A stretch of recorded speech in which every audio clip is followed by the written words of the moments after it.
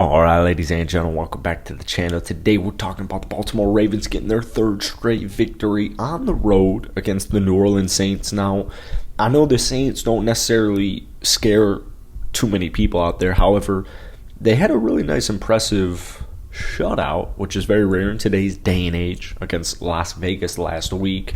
Baltimore gets their third straight win. To me, this was just an all-around great victory because you held the New Orleans Saints to just one touchdown.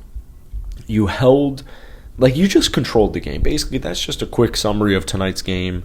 The Baltimore Ravens controlled this game from every single aspect. All right. Welcome back to the channel, though. Clearly, we're talking Baltimore Ravens. As always, hit that like button, hit that sub button if you guys enjoy it. I post a ton of Ravens content on this channel, so let's try and get 100 likes on tonight's video. That would be absolutely awesome. But essentially, the Ravens got the night started off with a quick touchdown. They followed it up in the second quarter with another touchdown. You're heading into halftime with about a 14-3 lead.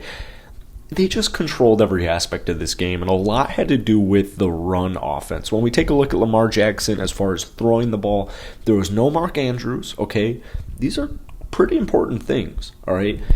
A lot of the critique with the Ravens is their effectiveness on both sides of the ball. We'll talk about the defense in just a second here, but offensively speaking, you're controlling the game offensively.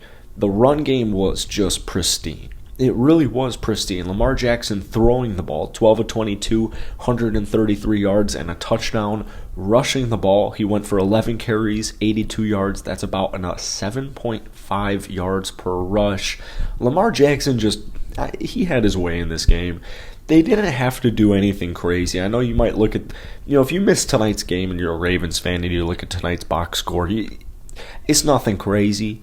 The run game was pretty cool. 40 carries, 188 total yards, 2 touchdowns, 4.7 yards per rush.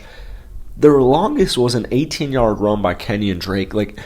It's not like it was bad in any way, shape, or form. Obviously, they're missing J.K. Dobbins. They're missing Gus Edwards. They were missing some pieces on both sides of the ball. And, it's not easy playing in New Orleans.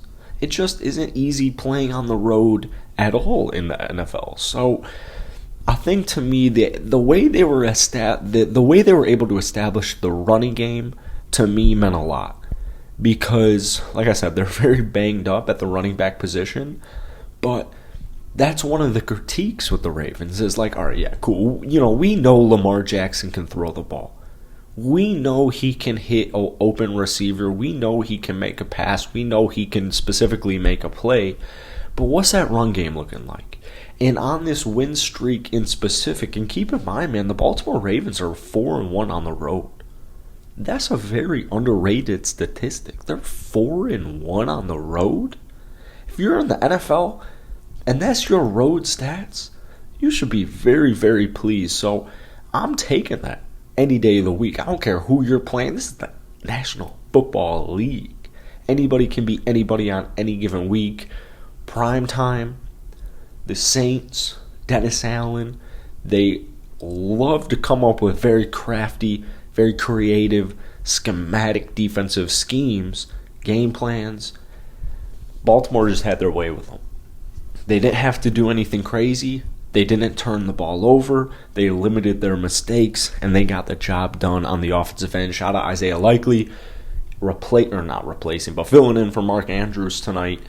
I know that Rashad Bateman out for the year. That's a huge injury. That's a very, very unfortunate injury. And I've been talking about that a little bit so far this week. If you guys want to go check it out once again, I post a Ravens videos several times a week. So hit that like button, hit that sub button if you guys enjoy Ravens content.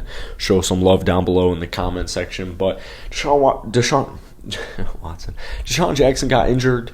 That sucks. But, with the limited amount of options they had, Lamar did a good job. All right. I still would love if they were to, it's not even necessarily that you have to go out and get Odell. If Odell were to go to Baltimore, I do think that would be the X factor that would level up this offense even more.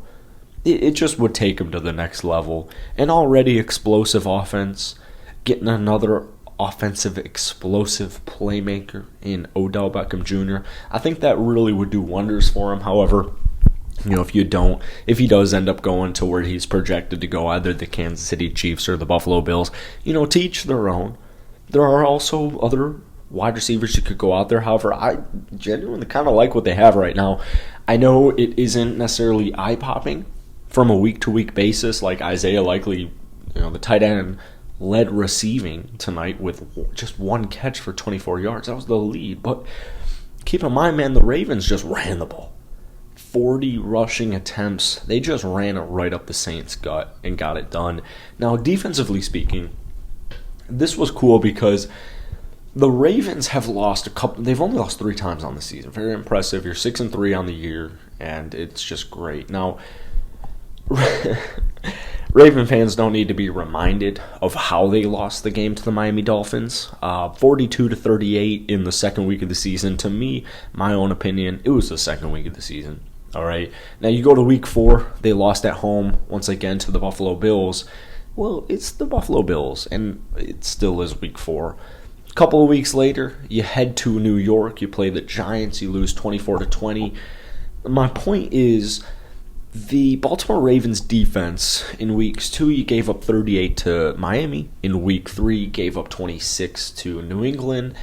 The defense has been one of the main critiques for this Ravens squad, and obviously their trade deadline was highlighted by a cat named Roquan Smith. Roquan finished his debut with the Baltimore Ravens with 5 combined tackles. 2 of those were solo. It really wasn't anything crazy. The main defensive player tonight, I would say, was Justin Houston, turning back the clock, getting 2.5 sacks. 2 of those were for loss. Obviously, a pass deflection, 3 quarterback hits. Justin Houston did a phenomenal job. And also, I just want to give a quick shout out to Kyle Hamilton because I'm a huge Notre Dame football fan and I've been a huge Kyle Hamilton supporter for the longest of time. But Roquan Smith, the defense, the Ravens defense is one of those things that likes to get critiqued by NFL critiques. When NFL guys like to nitpick certain teams, if you were to pick the Baltimore Ravens, I don't think anybody really disagrees with the fact that Lamar Jackson should be paid, right? Yeah, maybe he'll throw some interception, maybe he'll fumble the ball like tonight, but at the end of the day, it's worth it. Lamar Jackson is a playmaker, he's a superstar stud, pay the man. Defensively speaking, you got Roquan on an expiring contract, and if you've been watching my channel the last couple of weeks, you know my thoughts on Roquan going to Baltimore. I think it's a money move in every way, shape, and form. I really think Roquan Smith going to Baltimore helps out everybody involved. So you're 6-3, you're headed into the bye, you have some time to get healthy here, and you will be following it up with a game against Carolina, also with Jacksonville, then with Denver, then with Pittsburgh. You kind of see what I'm getting at here. To me, the Baltimore Ravens have, I don't want to get ahead of myself and say secure the division in the AFC North at 6-3, but you're looking pretty good. So hit that like button, hit that sub button, go ahead, show some love down below on the Ravens. Peace.